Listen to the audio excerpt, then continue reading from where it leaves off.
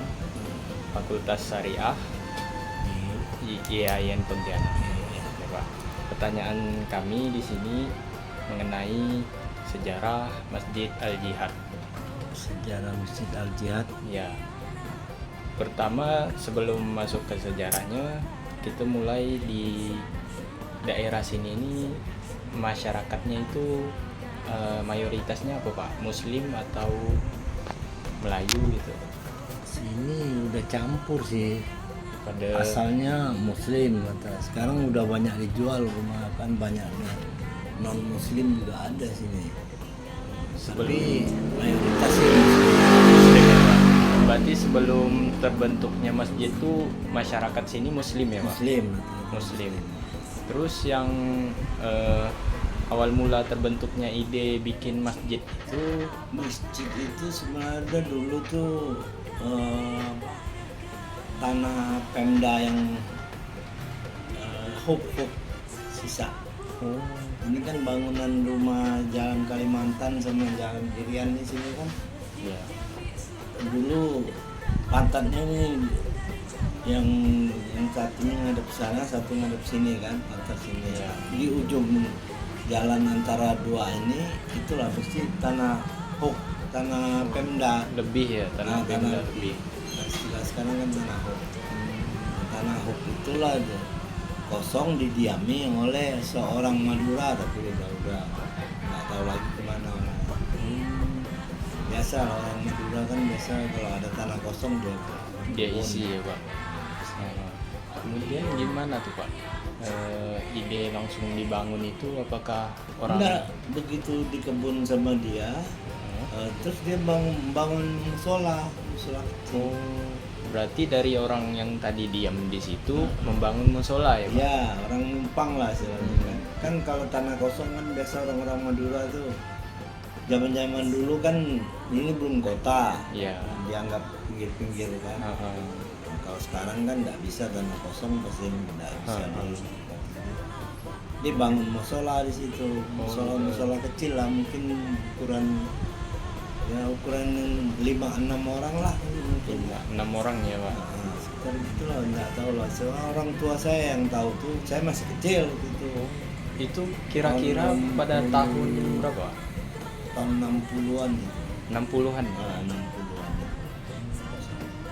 Sedangkan pembangunannya itu udah tahun 70-an lebih. 70-an lebih ya Pak. Umur bangunannya. Enggak, dari mulai musola ke masjid itu udah 70-an. 70 tahunan. Enggak, tahun 70-an. Jadikan 70-an. masjid. Baru jadi masjid ya. Masjid. Enggak segini. Ini kan udah direhab lagi. Masjid dari kayu dulu. Jadi waktu jadi masjid itu menggunakan dana masyarakat kah atau gimana Pak? Nah, waktu masjid sebelum ini dana masyarakat. Oh, dana masyarakat. Dibangun agak besar lah gitu. Orang Maduranya udah enggak ada lagi. Jadi masyarakat Jadikan inisiatif surau lah. jadikan surau dulu ya Pak. Surau kecil gitu. Di situ baru masjid. Baru dijadikan masjid ini dana dari masyarakat juga, tapi Masyarakat. untuk masjid ini dananya waktu itu kepala kantor pajak kota, ini rumahnya di sebelah. Dia yang inisiatif bangun untuk warga sini. Dananya dari, nggak tahu itu dananya dari mana, dari uang-uang pajak lah mungkin, perusahaan-perusahaan itu. Jadi perusahaan-perusahaan itu yang menyiapkan tidak berupa uang, berupa kayu, pasir, semen, bahan. Berarti banyak bantuan ya Pak. Nah, bantuan dari itu perusahaan. karena beliau kepala pajak. Gitu. Digunakannya itu, jadi istilahnya dia lah yang bangun, tapi dengan apa, tanda tangan dia lah gitu. Ya. Apa yang kata Ustadz Somad itu kan, tanda mumpung dia jadi pejabat. Iya. Nama beliau siapa Pak? Kalau boleh Udah tahu. meninggal itu Pak Edi Prawira, udah meninggal. Edi Prawira. Edi Prawira, orang Bandung. Orang Bandung. Jawa Barat. Jadi yang mendesain masjid ini Pak Edi sendiri Ya, atau Pak Edi, masyarakat juga terlibat? Pak Edi libatkan kontraktor lah, kontraktor. Hmm, Ya, Pak Edi minta persetujuan masyarakat lah, karena di sini di Kalimantan Barat ini khususnya Pontianak kan Ya. suku kita kan banyak, ya, jadi makanya situ bangunan rumahnya itu kan kayak bangunan jendela-jendela pintu khas Jawa kan. ya, Terus yang atas-atasnya itu kan Dayak, yang Dayak. ada gentong segala macam itu kan. Ya, Terus ininya keraton Mm-mm. Melayu, Melayu. Jadi apakah multi di etnis, apa?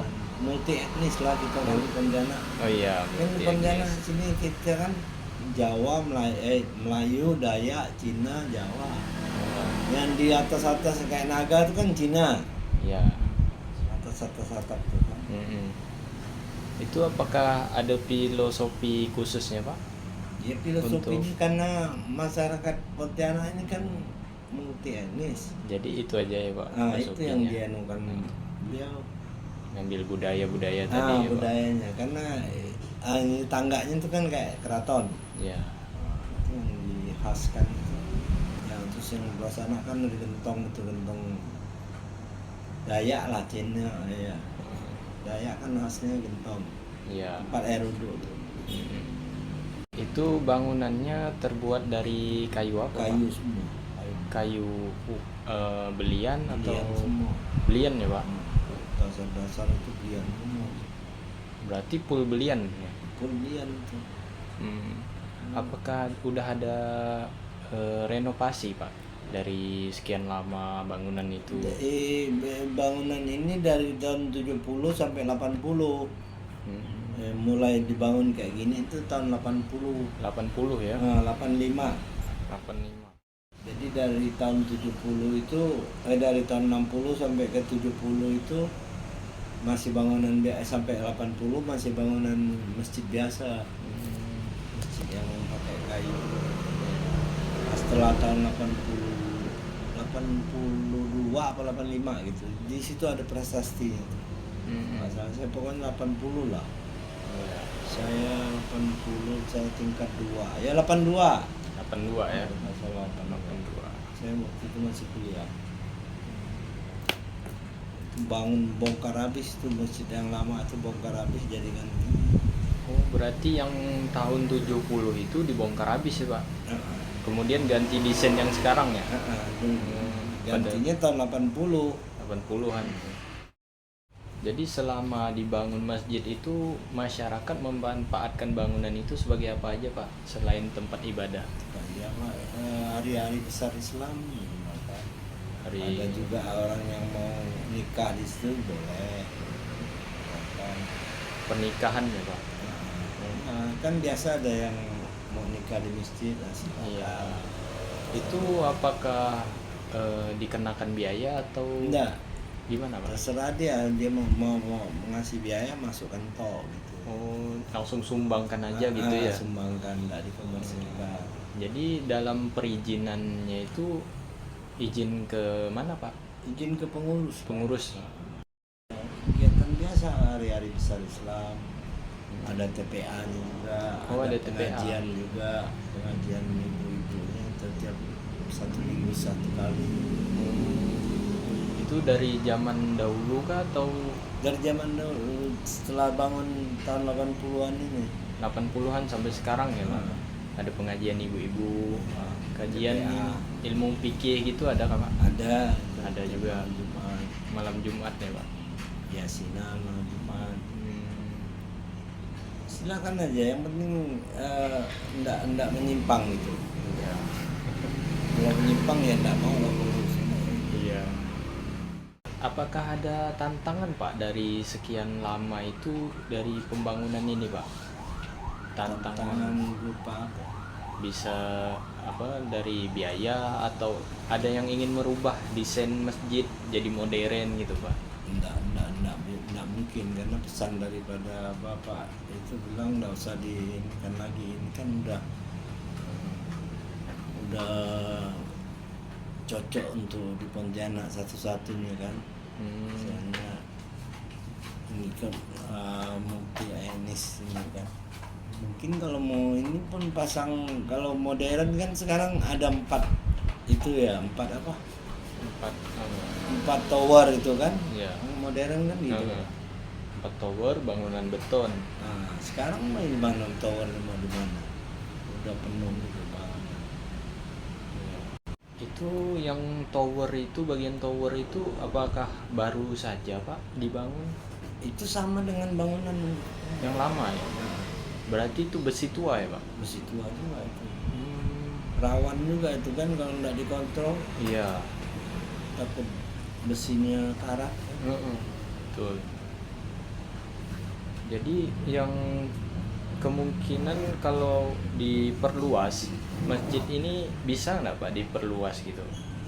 Kayaknya nggak bisa segitulah. Nggak bisa ya? Halamannya apa, ukurannya udah segitu. Itu kan bangunan lama ya Pak. Mana bangunan itu kayu, jadi harus butuh perawatan yang ekstra Pak. Sebenarnya itu. Jadi masih kuat, itu dalam-dalamnya masih kuat, cuma cat-catnya aja lah. catnya aja ya.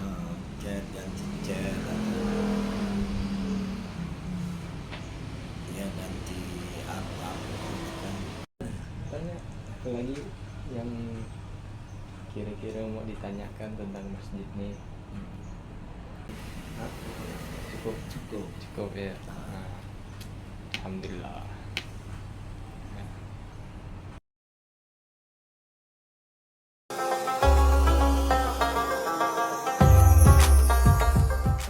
Jadi awal mula pembangunan masjid ini itu masyarakatnya mayoritas apa Pak di sini? Masih kosong. Di Masih sini kosong. dibangun kan kosong, nggak ada penghuni, kan hutan rimba. Nah, ini jadi tentang sejarah masjid ini ya. Ya. Didirikan pada tanggal 23 Oktober 1771. 1771 ya. Ya, pendirinya adalah Sultan Syarif Abdurrahman. Sultan Syarif Abdurrahman. Beliau ini dari Mempawah disuruh oleh orang tuanya menyebarkan agama Islam. Jadi mempergunakan 14 buah perahu, menyusuri sungai dari Mempawah sampai ke daerah Peniti. Daerah Kelapa Condong tepatnya itu. Jadi di situ dapat alamat bahwa tidak cocok untuk dijadikan pusat kota. Menyusuri lagi sungai, singkat cerita sampailah di daerah Batu Layang. Sampai di Batu Layang, beliau istirahat, sholat zuhur sambil makan siang. Mau menancapkan itu untuk dijadikan tempat pusat kota, dia melihat itu apa nama? Burung pemakan bangkai. Jadi kalau udah melihat burung pemakan bangkai berarti tidak cocok untuk dijadikan pusat kota. Petanda burung. Nah, ya, petanda berarti dia cocok untuk dijadikan tempat pemakaman. Nah, maka beliau berkisah ya, semua keturunan itu kalau meninggal dimanapun harus dimakamkan di daerah Batu Layang. Oh, Batu Layang itu. Iya, jadi seperti almarhum Sultan Hamid II, walaupun dia meninggal di Jakarta harus sudah pulang. Terus gambar burung ganta itu terus menyusuri lagi, lalu diganggu sama itu apa, hantu kuntilanak. Jadi diganggu oleh hantu kuntilanak itu, ya dia itu membawa apa, mempergunakan Maryam. Oh, Meriam ya Pak. Ya, maka sampai sekarang menjelang bulan suci Ramadan atau ulang tahun pertama, ada letupan-letupan meriam seperti itu. Dulu pernah juga diadakan festival, cuman ya penggemarnya terlalu banyak, nongkrongnya di atas jembatan, dikhawatirkan jembatannya ambruk.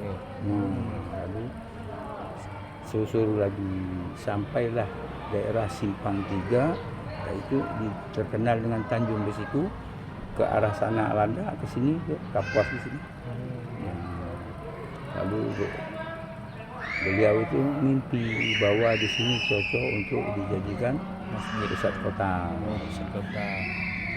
Lalu beliau mampir ke tepi sungai, babat bersihkan daerah ini selama 8 hari.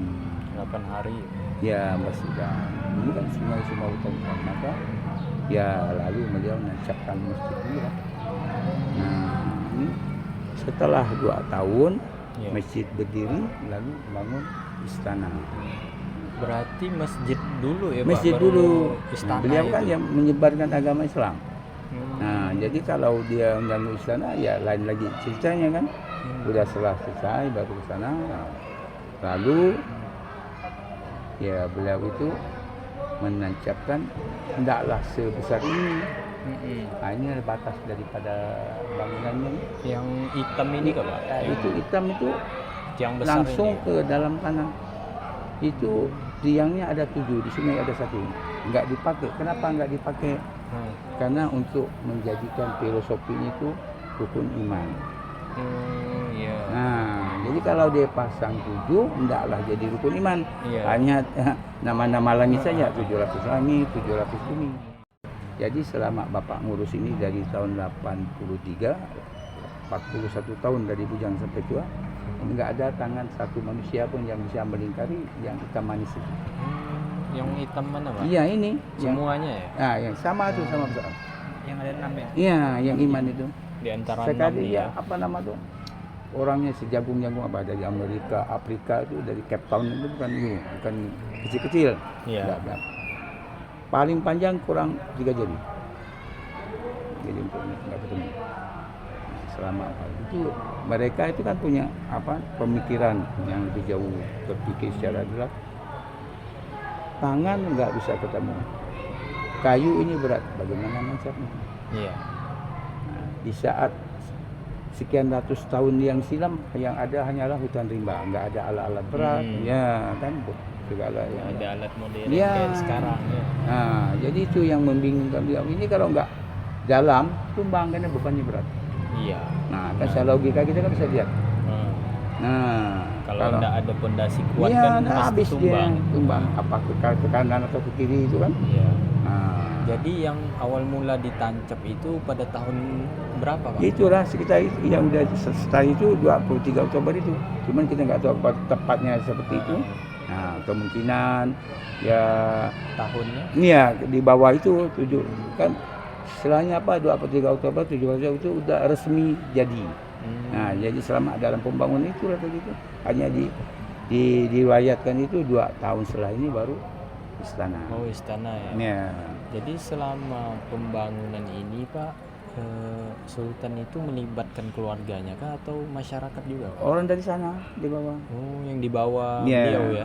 di bawah yang 14 buah perahu itu, bawa alat segala macam. Nah, jadi di sini ya sebenarnya kalau menurut cerita itu yang penduduk asli itu orang-orang Dayak. Jadi setelah masuknya orang ke di sana, jadi dibagi 2. Orang Dayak lari ke darat, maka dipanggil orang darat.